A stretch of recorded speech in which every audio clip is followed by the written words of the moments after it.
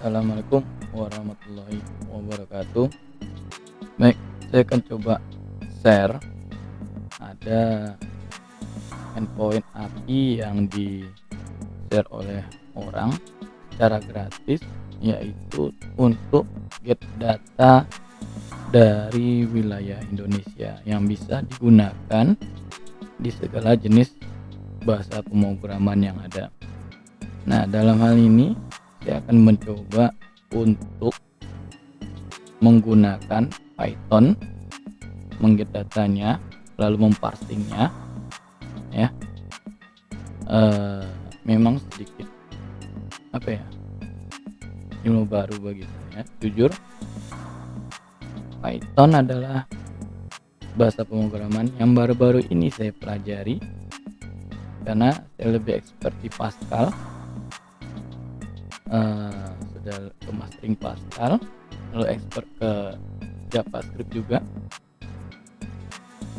dan sedikit hampir expert ke basic ya. Sebenarnya adalah programan desktop ya, programan desktop yang mana pembuatan untuk aplikasi Windows.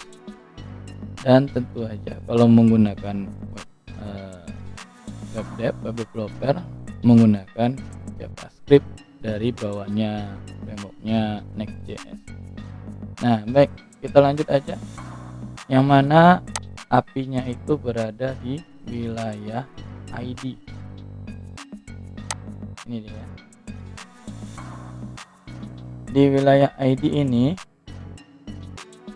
katanya update terakhir 4 Juli 2025, artinya ada pembaruan data sampai tahun 2025 silam. Berarti hampir up to date ya. Tapi saya langsung aja gunakan. Nah, misalnya di endpoint provinsi, kita akan coba di provinsi ini terlebih dahulu ya. Nah, hasilnya adalah kayak gini, kode sama name. Kita akan parsing kode dan name ini di menggunakan Python. Nah, seperti apa? Oke, baik. Saya sebelumnya sudah ada coba membuatnya ya, tapi sebelum melihat dari hasil yang saya coba ya, kita coba aja lagi baru, misalnya wilayah ID new ya PG.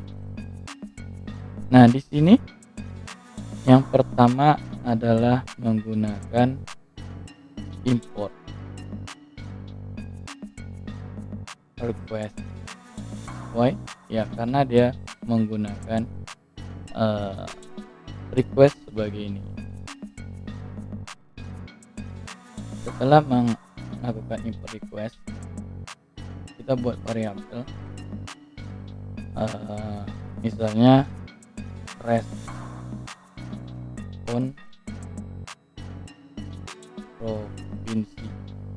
Nah, itu dia ya. Oke lah, tapi apinya beda. Apinya berada di sini nih.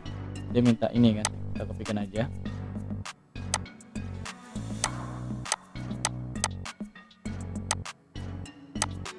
Terus kita buat cek dulu ya, responnya benar atau enggak gitu. Nah, kalau ingin buat seperti ini boleh-boleh aja sih sebenarnya ini ya. Misal if respon kodenya adalah statusnya 200, yang mana 200 ini dia bisa diakses.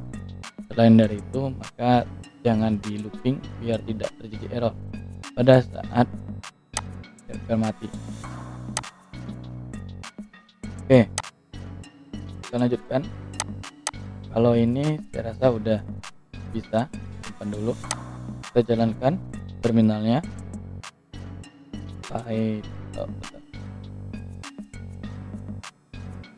Python wilayah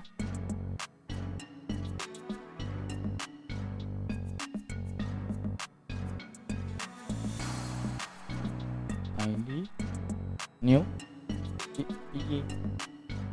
Oke, wilayah Wilya, oh iya namanya salah ya, Wilya, Will ya, ID new di Wilya, ini ya, Python.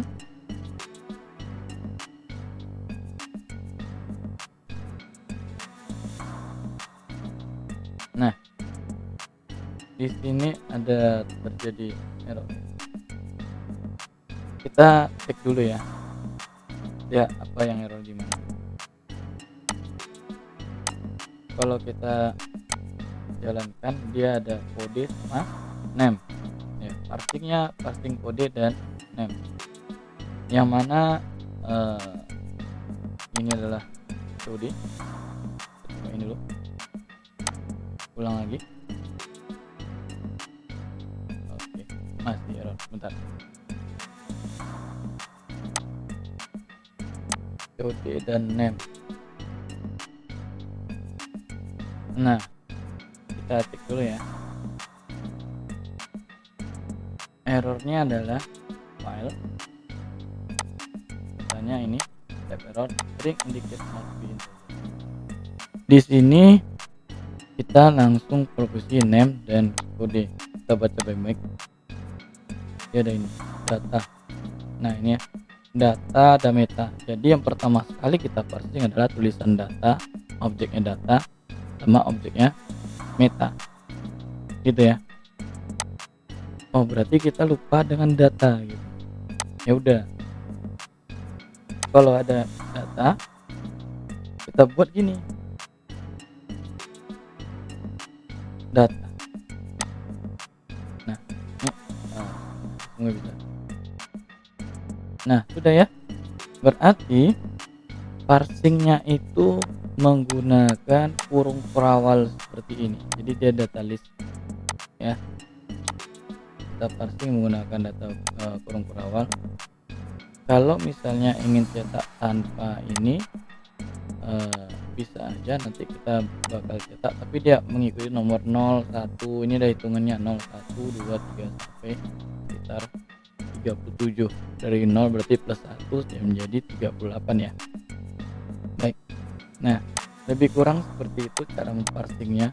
Jadi tergantung objeknya. Kalau tulisannya name ya kita buat name, kalau kode ya buat kode, kalau ID ya buat ID gitu ya.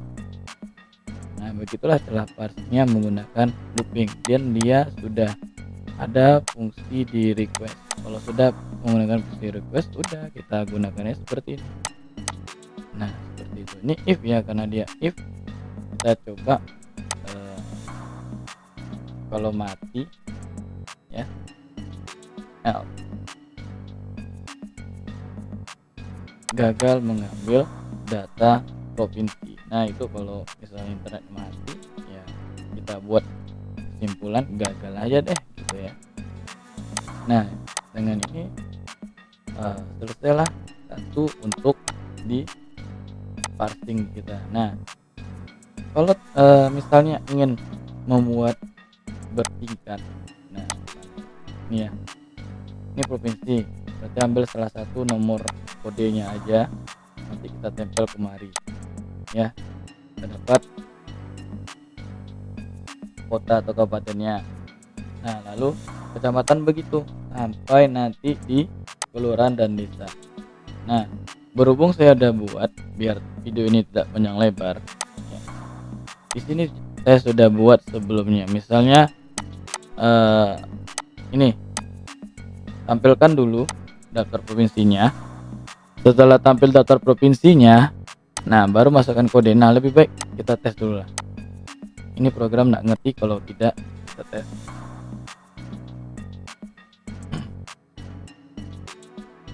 Wilayah.